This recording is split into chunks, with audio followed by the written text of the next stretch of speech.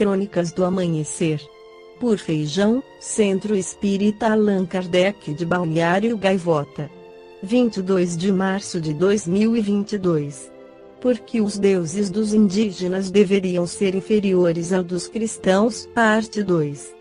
Juan Arias escreveu para o jornal El País dia 01/10 que muitos ficaram ofendidos e até escandalizados com a decisão do ministro do STF, Luiz Roberto Barroso, de impedir as igrejas de entrar nas comunidades indígenas que ainda não tiveram contato com a chamada civilização ocidental. E isso não só por razões higiênicas, pois poderiam lhes transmitir doenças que eles não conhecem, mas também porque ninguém tem o direito de lhes impor, às vezes à força, nossa fé cristã nem qualquer outra. A decisão do magistrado foi duramente criticada, por exemplo, no âmbito de algumas igrejas evangélicas que há tempo são muito ativas em sua catequese com os povos indígenas. Isso significa, na prática, que estamos convencidos de que nossas crenças religiosas são superiores às deles, o que leva alguns evangélicos à perseguição dos cultos africanos ou católicos.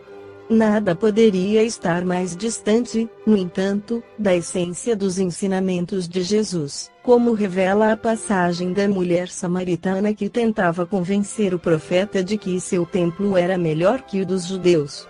Jesus lhe deu uma lição quando lhe disse que um dia ninguém precisaria de um templo para adorar a Deus, que seria invocado em espírito e em verdade.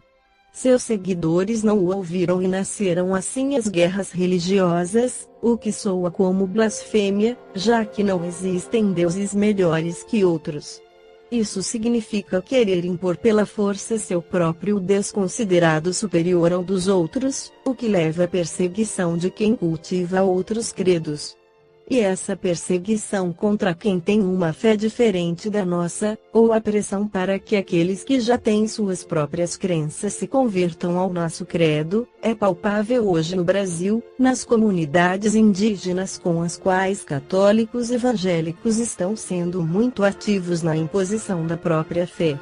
Isso se arrasta desde os tempos da colonização europeia, quando, além de despojá-los de suas riquezas naturais, impunham-lhes à força sua fé cristã.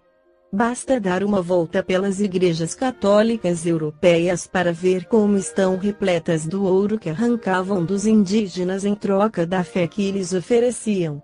Aparentemente, hoje isso se repete com as poucas comunidades indígenas que ainda praticam sua própria fé e seus costumes ancorados no amor e na defesa da natureza. Uma natureza hoje devastada por nós, que sempre nos consideramos superiores a essas culturas e tradições que hoje descobrimos ser a melhor forma de deter a tragédia anunciada de uma possível catástrofe mundial causada por nossa cobiça devastadora, que está colocando em perigo nosso planeta e nossa própria existência. Sem contar que essa fúria cristã de querer eliminar as crenças e culturas de outras comunidades nem sempre se deve apenas à nossa convicção de que nosso Deus e nosso credo sejam superiores aos daqueles que consideramos selvagens, ignorando que sem essas culturas enraizadas no respeito e na preservação da natureza o mundo talvez já não existisse. Trata-se do conhecimento e da experiência de seu contato com os deuses da terra, que se revelam hoje mais eficazes do que os deuses do céu para entender os segredos que o nosso pequeno planeta encerra. Uma jovem indígena brasileira me contou com orgulho que eles conseguem distinguir até 60 tons de verde em suas florestas. E nós? Diante de sua capacidade para descobrir os mistérios da terra, nós, com toda a nossa cultura, parecemos simples aprendizes. Sim, o ministro Barroso acertou ao proibir a entrada nessas comunidades, já que, com a desculpa de levar até eles a fé cristã que consideramos superior, entram também interesses bastardos muito distantes da fé, como os econômicos e de rapina. A terra onde esses indígenas vivem esconde uma infinidade de tesouros naturais que hoje os chamados civilizados e tecnologizados pretendemos expropriar. o presidente brasileiro, para justificar a exploração e até o genocídio dos indígenas, chegou a afirmar que o que eles querem é viver como nós. Talvez quisesse dizer que esses indígenas preferem viver no cimento e na pobreza das favelas e não no paraíso natural em que nasceram e querem morrer. O Brasil vive hoje 2 genocídios que escandalizam o mundo, o da pandemia de Covid-19, sobre a qual são descobertos a cada dia escândalos mais abomináveis, e o da extinção das comunidades indígenas para ocupar aquele pedaço de paraíso e se apoderar de seus tesouros naturais sob a desculpa de levar-lhes nossa fé. O verdadeiro Deus, se existe, atuaria hoje como Jesus com os mercadores do Templo de Jerusalém, expulsando-os a chicotadas por profanar a casa de Deus. Isto é o que as religiões cristãs pretendem fazer hoje, transformando a fé e adoração a Deus em um vil mercado que ofende a fé do simples e humilha e saqueia os poucos indígenas que lutam para manter sua cultura e seus deuses.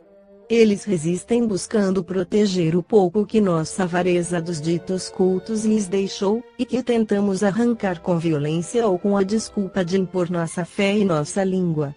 No livro Espírito e o Tempo, José Herculano Pires esclarece sobre a questão 668 do Livro dos Espíritos de Allan Kardec, afirmando que as ciências sociais têm uma grande contribuição a dar ao estudo do Espiritismo.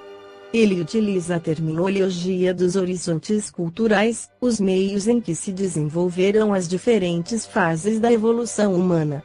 Chama-se, por exemplo, horizonte primitivo, o mundo do homem primitivo. A palavra horizonte mostra que devemos encarar esse homem dentro dos limites da nossa visão, de todas as condições do meio físico e social em que ele vivia, na paisagem cultural fechada pelos horizontes do mundo primitivo. O horizonte primitivo é geralmente dividido em 3 formas: o primitivo propriamente dito, o anímico e o agrícola. Em nosso esquema, reduzimos as 2 primeiras formas a uma única, o horizonte tribal, que nos permite abranger numa visão geral o problema mediúnico do homem primitivo, e destacamos a 3ª forma, dando-lhe autonomia. Isso porque o horizonte agrícola tem interesse especial no tocante à mediunidade. Assim, nosso esquema da fase pré-histórica do Espiritismo é o seguinte: horizonte tribal, agrícola, civilizado, profético e espiritual.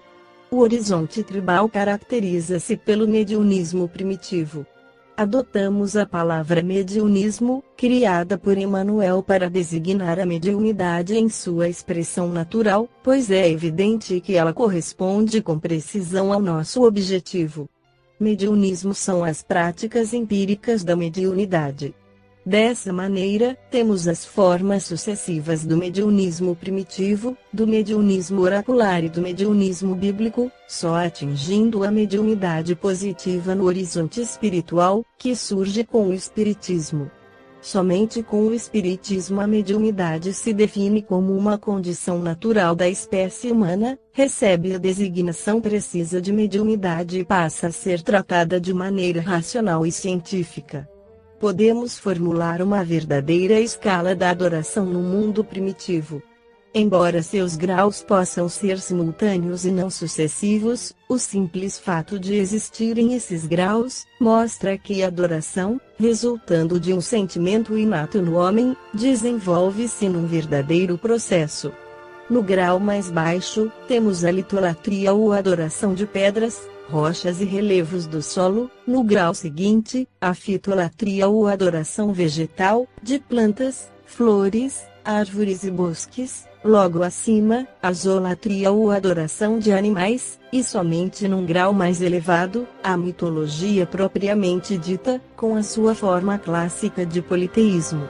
O processo da adoração se desenvolve, assim, a partir do reino mineral até o humano ou hominal.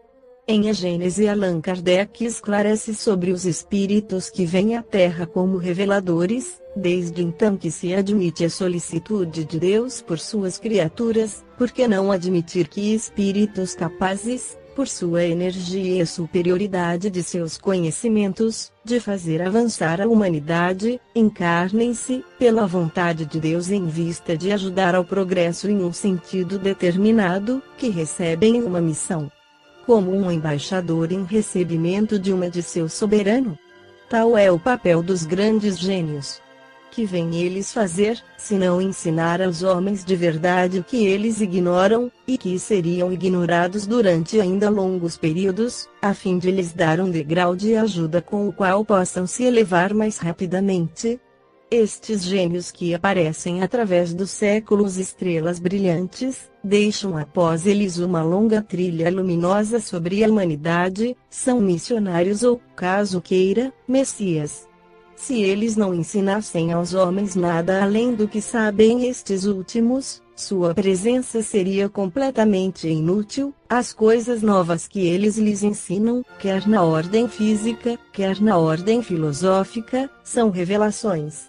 Se Deus suscita reveladores para as verdades científicas, pode, com mais forte razão, suscitá-los para as verdades morais que são elementos essenciais do progresso.